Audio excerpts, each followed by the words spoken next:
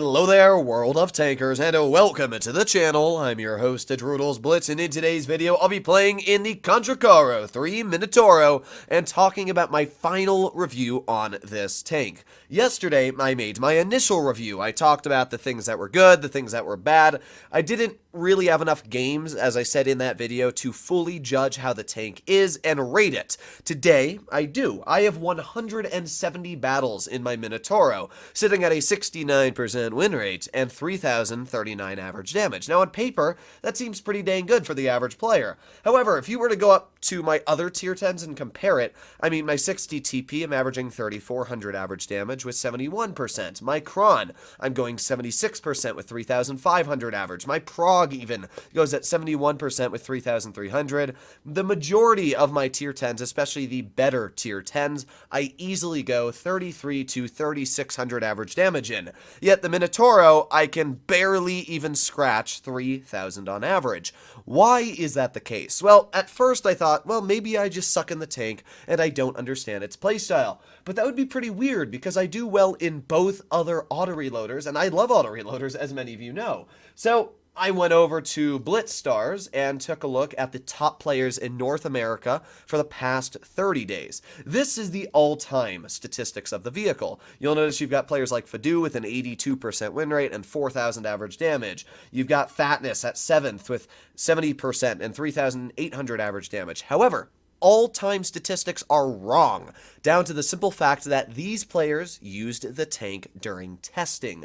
If we were to actually take at a realistic view, we would go to 30 days, and these are the people that have played the tank outside of testing.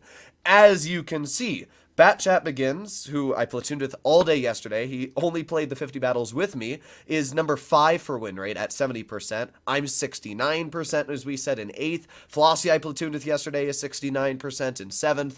I mean, basically, we're at the top of the performance when it comes to this vehicle. The highest right now is a player with only 30 games, which obviously doesn't mean much yet. And we also got 72%. I mean, literally the highest win rate for this vehicle is only 73% win rate.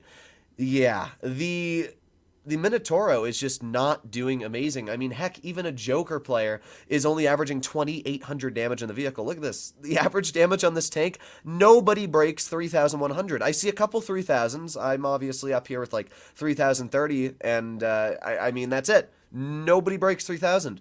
So I thought for a moment that it was me, but it's not. It's just the tank. And like, if you want further clarification, this is Fatness, and he played at 13 battles yesterday, went 46%, and has 3,085 average damage in it. Now, obviously, 13 battles is not a huge sample size, but it does showcase that even for 13 games, Fatness didn't even go over 3,100 damage. And this is a player, mind you not, that if you were to look at his tier 10 30-day statistics, again goes 3,500. It just seems to me that the Minotauro does not get damage out. And it makes sense why. I mean, the thing has no DPM. It has 2,300 effective DPM as a single shot tank if you shoot the first 490 alpha shot and reload it, which is just about the same DPM as the Cron. The problem is that the Cron has more hit points, the Cron has more turret armor, and the Cron has a fully traversable turret. This tank has none of those, which means that when you bleed, you die, and you have to be very careful about that. I'll talk about some of the other problems with the Minotauro in a moment, but first things first, let's compare it to the Badger. DPM-wise, it's actually way more DPM with the Badger because, as I said, this tank only has 2,300 DPM. In test, the Minotauro was much better than it is currently. It had 2,876 effective DPM in test. It only has 2,300 effective DPM in the actual client now. That is why, as I showed you before, players were doing much better on their all-time statistics than what they are currently. So, with that in mind, the tank has probably 35% less DPM than the Badger. It has less standard penetration and less premium penetration than the Badger. It has a worse reload, even on the auto-reloading shells, than the Badger. The Minotauro takes 9.05 seconds to load in its first shell. And then there's also a 3.5 second intra-clip. So it takes around 12.5 seconds for the Minotauro to fire one 490 alpha shot. It takes the Badger 7 seconds. That means you're almost firing 2 shells in the Badger for every 1 shell fired in the Minotauro. The Badger has better shell velocity, 30% better aiming time, 20% better dispersion. It's got the same gun depression. It's got the same top speed with a better effective power to weight, meaning that on most terrain, you will accelerate faster. The Badger has 30% more traverse speed at 32 degrees a second base rather than the 22 degrees a second base on the Minotauro. They have the same hit points basically, and they have the same view range. And by the way, I should point this out, the Badger, if you were to take a look at its armor, is just about the same as the Minotauro on the superstructure. In fact, I would say better. The Badger's upwards of 330 to 40 on flat, and when you're using it hull down, gets upwards of 370 to 380. The Minotauro, fully hull down, is around 370, but on flat, it's not nearly as thick as the Badger because it's a rounded tank. It's not an angled tank. So it's very different on how the armor works. By the way, look at camo. 24% on the Badger, 3% and 1% on the Minotauro. I kept wondering why I was getting spotted climbing up like Middleburg Hill and just trying to drive in the position, and that is because Wargaming gave this thing the worst camo, no joke, in tier 10. To show you how bad the camo is, we should pull out a mouse. And look at the mouse's camo. It's better! What? The mouse actually has better camo than the Minotauro. How does this make any sense, Wargaming? Oh boy. So, you can already see why this tank doesn't get damage out, and it struggles because of that. Don't get me wrong. I want to like the vehicle. I mean, I played it 170 games yesterday, and it's not necessarily a bad tank. It's just not a good tank. It's not a vehicle that's enjoyable to drive. I completely predicted this when I played it in open test as well. The tank is slow, it's immobile, the gun is inaccurate, and it doesn't have DPM. And when you add all those together, it makes a really unengaging playstyle that I could just play at Kron instead. So yeah, that's the Minotauro for you, ladies and gentlemen. I mean, it's just not a tank I would suggest to grind. So, if you started grinding down the line, unfortunately for you, you may have had this information just a little bit too late. But that's why I'm getting out this video so early, is that people do not get bamboozled. I'm going to tell you now, if you still think this tank is overpowered, even though I clearly just showcased the top players, including myself on the NA server, are struggling to even break 3,000 damage in this vehicle, you are very, very wrong. It's not even an opinion. I mean, we've showcased the statistics. It's just not a tank that gets damage out. The main reason I think why is just because it doesn't have accuracy. For example, the Kron has 400 alpha, right? And the Kron's 400 alpha allows you to dump your clip because this tank has that stupid reserve shell mechanic, and that's really what kills it. The reserve shell on this tank takes 21 seconds to reload, and because of that, you only want to shoot your first and second shell. For example, a Kron, sure, you lose DPM in a Kron when dumping your clip, but not really that much. I mean, the Kron's third shell is only a 12-second reload, and there's no intra-clip, so it's only like 1 second longer than the first shell on reload. Because of that, the Kron barely loses any DPM when dumping its clip. The Minotauro loses half of its effective DPM when dumping the clip, which means that you don't get that initial burst damage off, which is probably what Wargaming wanted, which means that you just don't get as much damage out. Add that in with the fact that the gun is incredibly inaccurate, and if you miss 1 or 2 shells a game, which you most likely will, and there you have it. You're literally just not going to do very well in the tank. So this is the Minotauro. It's a vehicle that I find kind of lackluster. It's a tank that isn't very enjoyable to drive, and I don't know. Wargaming balanced this in the worst way possible. They said, let's give it really good frontal armor, but not enough frontal armor to make it actually viable. It's only good against standard ammo. And by the way, the tracks are awful. At an angle like this, you can penetrate through the frontal track wheel. It's basically like shooting at a Foch's track wheels. When you add that in mind, plus the fact that heat shells butter directly through the entire lower plate, heat shells butter through the entire turret as long as you have 330 mils of pen, I just don't really see the Minotauro being that strong. I mean, I'm going to have an E5 video up later today where I absolutely bully Minotauros because the E5's gun is so dang accurate. I don't mean to be like a Debbie Downer, but it's just a fact. This tank is not great right now. It's in fact the opposite of great. I'm just going to showcase this game. I don't know how much damage I did, but it's just going to be a good game to showcase probably everything to know about the Minotauro with one battle. I don't even know if I showcased this in the video yesterday, but let's see what we have up against us. We have two E100s. We have an FE Tune 5B183, a Mouse, a Minotauro, VK45 O2B, and a Waffenträger Panzer IV. Okay.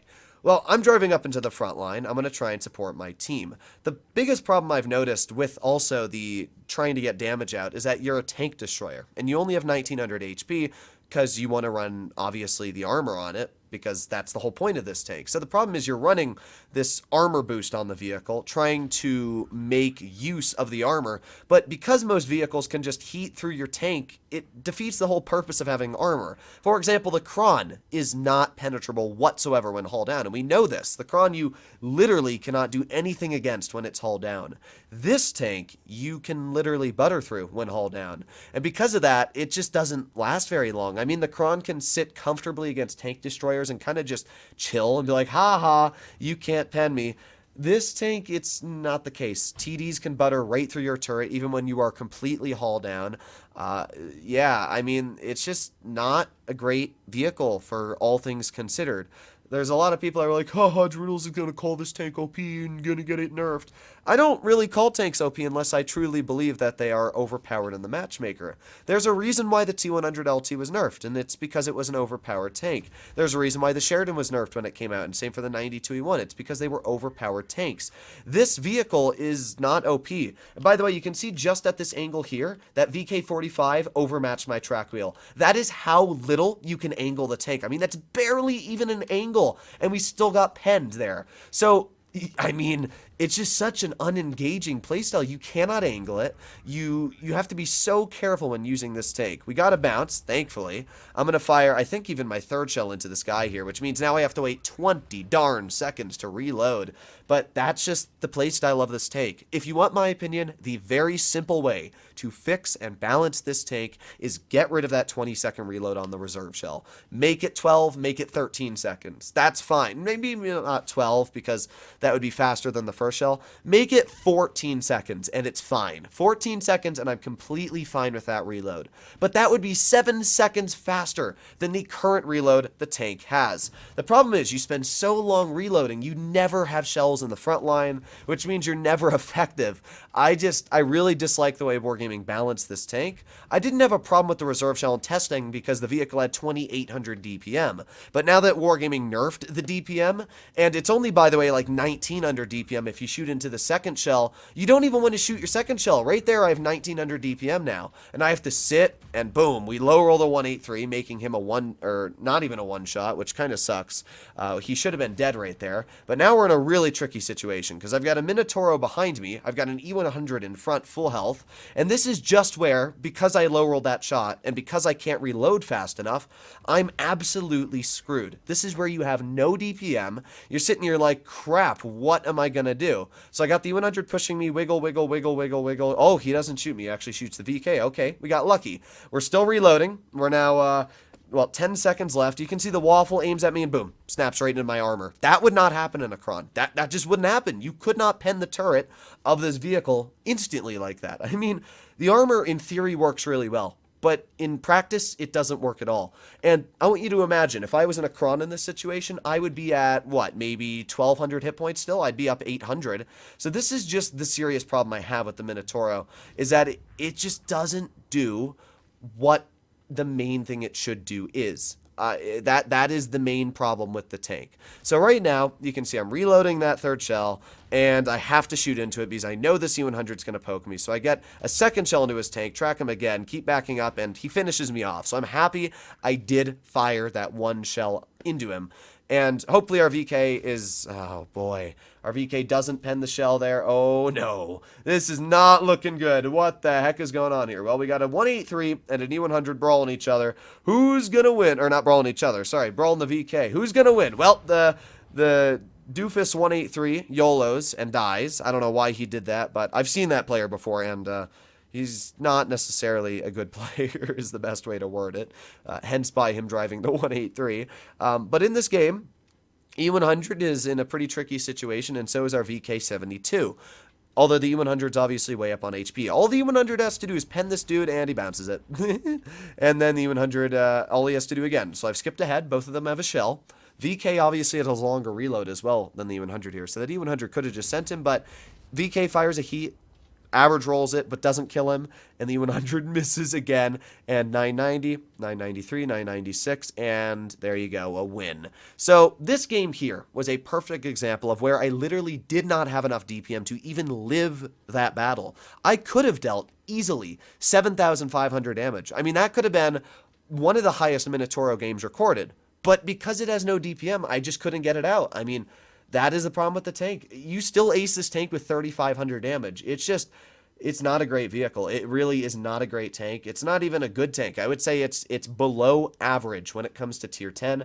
And because of that, it is just a really unenjoyable tank to drive. If I go to Blitzstars right now and I were to look at the Blitzstars Hall of Fame for the highest damage played in the Minotauro so far, it is a 7,900 damage game. That's it! 7,900 damage! I want you to know that when the M6Yo came out, the first day, it had a 9,400 damage game. And already, a vehicle like the M6Yo now sits at, let's see, where's the M6Yo? 9,600 damage. I mean, yeah, it's just not amazing. It really is not amazing. So hopefully you enjoyed today's video. If you'd like to see more like it, please consider smashing that subscribe button down below.